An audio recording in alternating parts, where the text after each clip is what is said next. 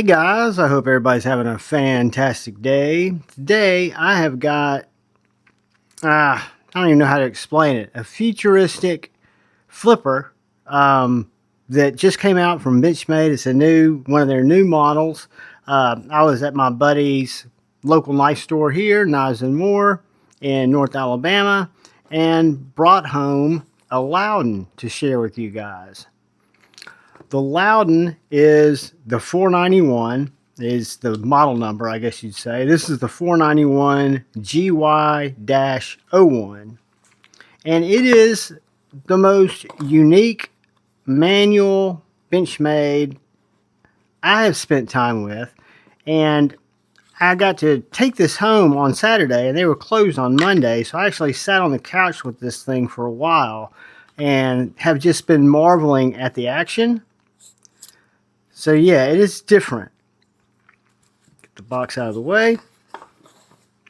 Knives and More up here. I'll have their number in the description if anybody's interested. They do ship anywhere. They're a local store. Don't really have a website per se, but they do have two great people there that can kind of consult with you and talk to you about anything. So anyways, the knife. When I saw it under the glass, I had no idea what it was going to look like. Really had no idea what it was. This is called Phoenix Red Aluminum. It's 6061 T6 aluminum. These, I think, list for a little over 3 bones. It's sleek, modern, and very fast. It's got this flipper action here that when I first opened it, I asked Tate at Knives and More if it was assisted. And it's not assisted. It is just a manual knife, but it is extremely snappy. It's got this really low profile flipper that when you open it, it gives you a natural choil, natural finger guard. You got this really symmetrical dagger blade. I'm going to call that a dagger. It may be a drop point, but I'm going to call it a dagger. Inspired by symmetry, and then you got the circular pommel. Just really looks nice. You've got a deep carry clip with, I guess you'd call these Cerakoted FDE, Cerakoted accents, your clip, your bar lock, and then you've got black hardware. Your blade is M390. It's heat treated according to Benchmade's website at 5861. And we'll call this a spear point. We won't call it a dagger. But it is a traditional dagger-looking knife to me. I mean, it's got a really nice sharpening choil. You can see your plunge grind comes way back here. Your sharpening choil is absolutely fine. Very thin blade stock. I'm assuming this knife is very slicey. Looks very thin behind the edge. We'll get a couple of measurements here in a second. I don't really want to cut with it because it's not my knife. I'm taking it back to Knives and More Tuesday morning for them to put back on the shelf. They also have this, I don't know if it's dark blue or if it's black because I'm kind of blue-green colorblind, but they also have this in another color. But this is a gray Cerakoted blade. Then again, you've got this really nice full swedge that goes all the way down, making that really, really thin. Thickest points right here in the middle. And then you just got an interesting pattern. I mean, it's just, to me, it's kind of a futuristic, modern type of knife. I've never seen anything that really looks like it. Is it my jam? Not necessarily, but I thought it was very, very cool. Made in the USA. No blade play, no side to side, no up and down. Proven axis locks, which are, again, bar locks. Personally, for me, subjectively, they're not my favorites because I like a physical detent. But for the functionality of being a locking knife, they're probably one of the strongest locks you can get in an EDC knife. And they also are very easy for a new user because you don't even have to use that flipper tab. You can just pull back on those bar. You can open and close that knife with just a flip of a wrist.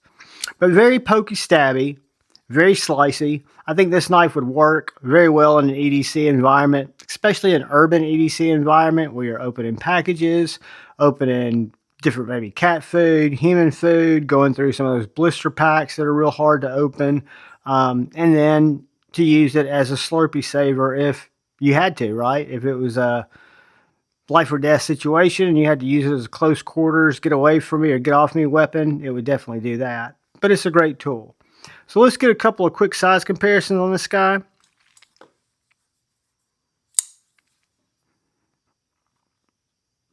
Alright, so it's smaller than the Benchmade Bugout. No need to get out our PM2. Let's just get our mini Bugout. So it's about right between the mini Bugout and the full-size Bugout. About 1.5 inches longer than a Sharpie. So it's not a big knife, but it's got a nice hand area. So with this flipper tab, you've really got, and I'm going to measure it from there. I'll measure an inside grip and this outside grip. But I think it's very unique. You guys, when you're watching this, leave a comment and tell me what you think of it. I'm sure a lot of people aren't going to be huge fans. I'm sure a lot of people are. Like I said, I think it's a cool knife. I think the fact that they designed it and they put it together, and it came together so well because this knife feels great. It is snappy. I pulled back on the lock when I opened it so it didn't lock up. That was John error. I had my thumb on that axis lock. See what we're looking at here. 6 3/4 is what I'm going to call it. 2 3/4 inch blade. 4-inch handle. The inside grip that we were talking about is 3 1/4. From right here to back here, that's 3 1/4. If I want to let my hand right up on this flipper tab, 3 3/4. So from right here to back here, it's 3 3/4. I've got about a 3.5 inch hand, but I can get a full 4-finger grip on the knife very easily behind that flipper tab. I'm thinking it's going to be right under a 1/2 inch wide. 0.49.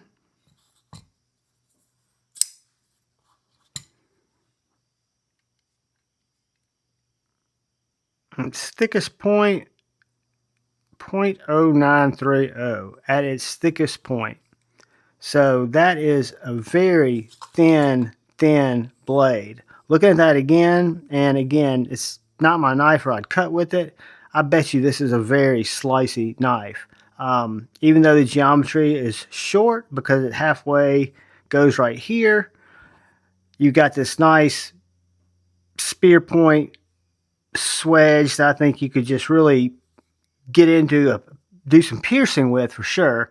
But in terms of being slicey, I think behind the edge, gosh, it's got to be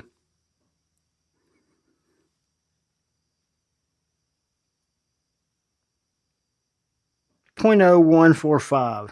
So yes, very thin behind the edge and under a 0.1 blade stock. But a cool knife, right? To me, it kind of reminds me of Iron Man with the FDE colored clip and the red. I picked this one up to bring home because they had, I think, 3 of these where they only had 1 of the other ones. And they do a lot of business there. They're kind of a destination dealer. Really cool dealer. I'm super lucky to have them in my hometown. That's Knives and More. You can reach out, take a look at that card. That's the phone number. Tate or John will help you. You can call them. They make great deals on all these knives. They also trade for a lot of knives, and they have a lot of traditionals. Check out the video I put out on Sunday. That's kind of a tour of their store. Kind of the second time I went through there when they changed up their inventory. That's when I picked this guy up. But anyway, I'll be taking it home tomorrow. Super cool knife. The Lowden. The 491, I guess, is what it'll be known as. The Benchmade 491 or the Lowden does have a reversible clip, ambidextrous type of lock. Just a winner, right-handed or left-handed. Guys, thanks for watching. Channel members, thank you for always supporting the channel. Guys and gals who come in and just watch this content, thank you for giving it a chance. If you're so inclined, hit that subscribe button if you haven't yet. Hit that bell notification icon. thumbs up or thumbs down. Leave a comment. Let me know what you think about this weird knife. And most importantly, look out for the guy or gal to your left. Look out for the guy or gal to your right. Look out for each other. Go forward with love in your heart and choose debate, not hate. I love you all. Peace.